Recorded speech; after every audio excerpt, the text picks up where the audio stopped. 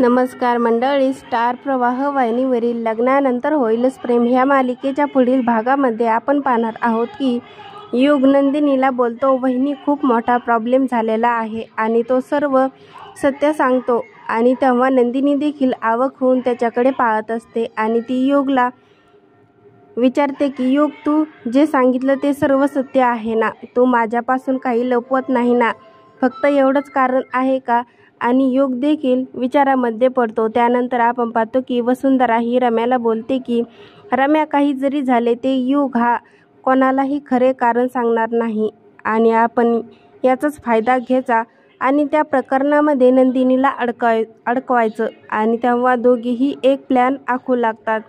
तर इकडे आपण पाहतो की माननी आणि तिची मैत्रीण काव्याला शोधण्यासाठी कॅफेमध्ये गेलेले असतात. तेव्हा त्या ठिकाणी काव्य आणि जीवा नसतात आणि त्या टॅबलावर के आणि जे काढलेलं असतं. आणि तेव्हा त्या दोघी आश्चर्यचकित होतात व माननी विचार करते की के म्हणजे काव्य आणि जे म्हणजे. आणि तेव्हा तिची मैत्रीण बोलते की जा तू तुझ्या सुनेला जाऊन विचार कोणासाठी आहे जे.